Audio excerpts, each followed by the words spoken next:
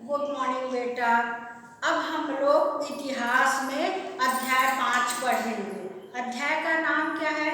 सल्तनत कालीन जनजीवन। सल्तनत कालीन जनजीवन। अब यहाँ पर क्या कहा गया है? हम लोग सुल्तानों के बारे में पिछले पाठ में पढ़े कि नहीं पढ़े?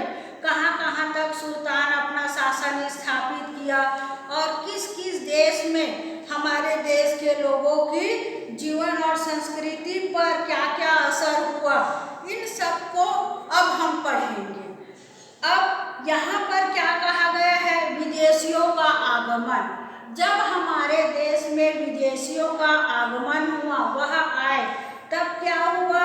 उस समय ईरान, इराक, तुर्किस्तान, बहुत सारे जगह है, जैसे बुखारा है, इन इलाकों से बहुत सारे लोग भारत में आकर बसने लग गए। कहाँ आकर बसने लग गए? भारत में आकर बसने लग गए। वे न केवल भारत में आकर बसे, अपितु उन्होंने अपना देश भी मान लिया। वह क्या किया? अपना देश भी इसको मान लिया।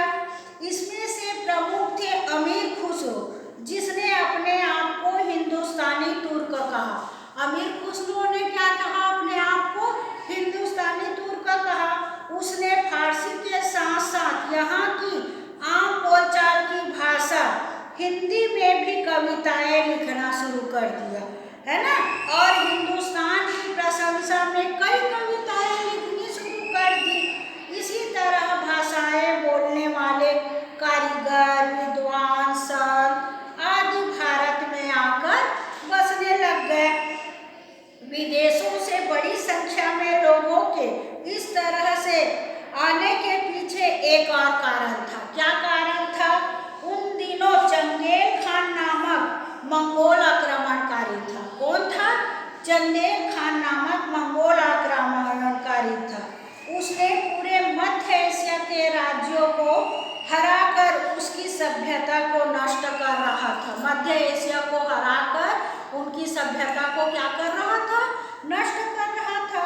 उसके मन में भय से इन लोगों को दिल्ली सल्तनत में शरण ले ली। अब उसके कारण ये लोगों ने क्या किया? दिल्ली सल्तनत में शरण लेना शुरू कर दिया। इन सब लोगों ने अपनी हुनर, अपनी विद्वता और धार्मिकता से भारतीय संस्कृति को और समृद्ध किया। अब उसके बाद में उन्होंने अपनी विद्वता से अपनी भारतीय संस्कृति को और समृद्ध बनाए। फिर शासक और शासन आए। कौन आए? शासक और शासन। तो यहाँ पर क्या हुआ? सल्तनत काल में सुल्तान की सबसे शक्तिशाली होता था और वह महत्वपूर्ण भी होता था।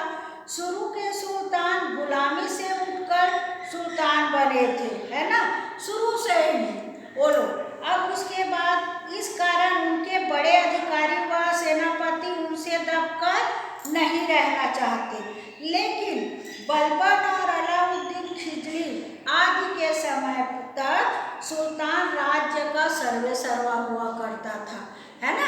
अब देखो, बलबन और अलाउद्दीन के समय में सुल्तान क्या हुआ करता था? सर्वेसर्वा हुआ था। वह अपना ही अधिकार चलाया करता था, है ना, नियंत्रण भी खुद बनाए रखता था। इस तरह सुल्तान निरंकुश शासक बने रहे और वह एकदम स्वतंत्र शासक बने रहे। इससे पहले कई छोटे छोटे राज्य थे, है ना। उसकी जगह बड़ी सल्तनत बन गई थी। लेकिन पुराने राजा की समाप्ति नहीं हुई थी। वे सुल्तान के अधीन जमींदार बनकर रहने लग गए थे। पहले राजा के अधिकारी उनके रिश्तेदार होते थे। पहले राजा के अधिकारी क्या होते थे? उनके रिश्तेदार होते थे और उनका पद प्रायः वंशानुगत होता था। लेकिन अब सुल्तान का अधिकारी कोई भी हो सकता था। सुल्तान का अधिकारी कोई भी हो सकता था।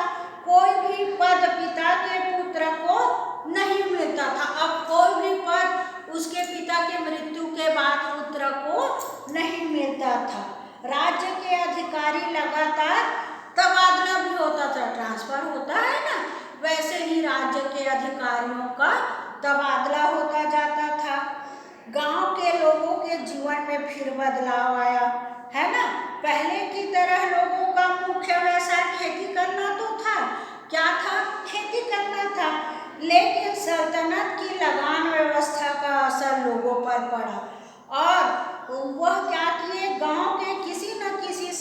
के राजस्व को वसूली के लिए कर दिया जाता था।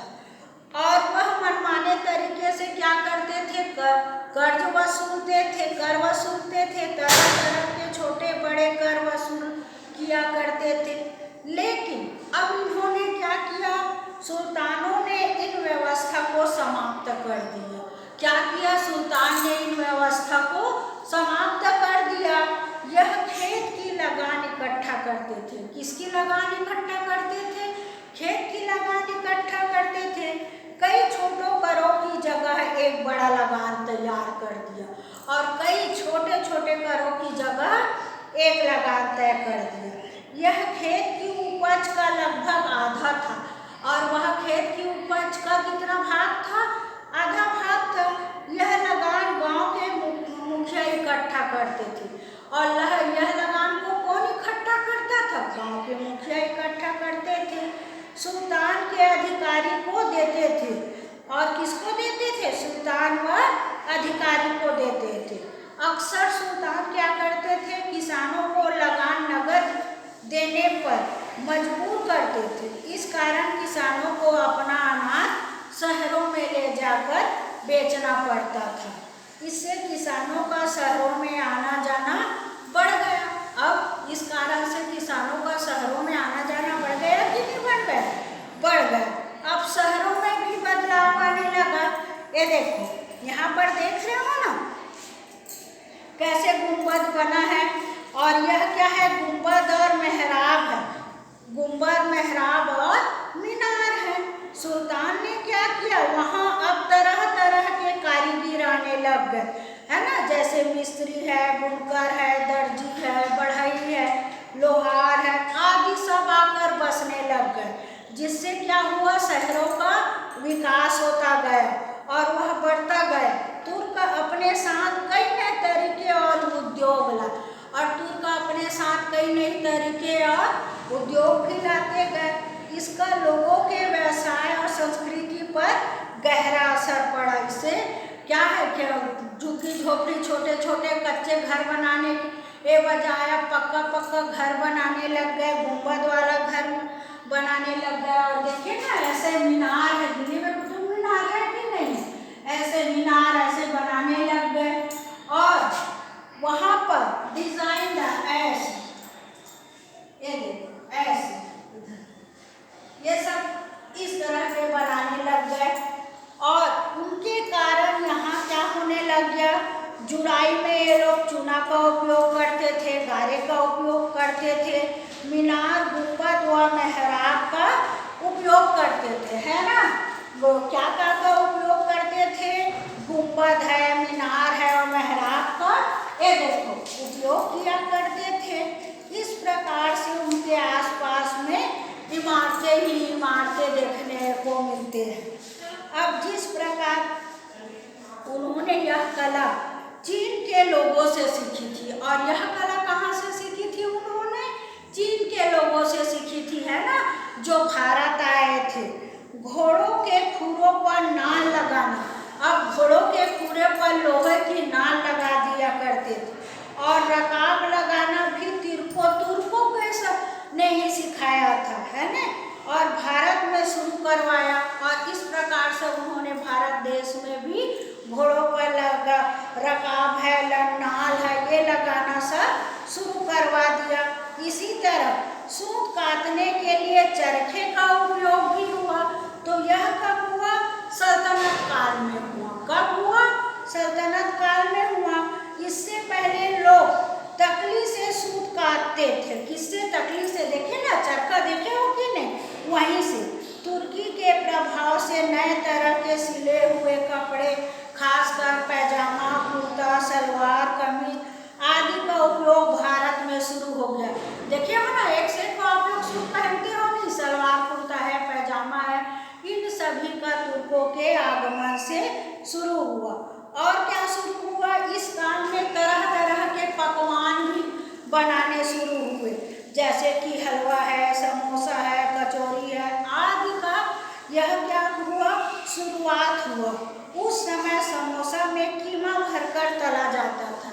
कीमा मतलब मांस के छोटे छोटे टुकड़े, है ना, उनको भरकर तला जाता था, उसको कीमा बोलते हैं। तो आलू के जगह यह किसमें भरा करते थे? समोसा में भरा करते थे। किसमें भरा करते थे?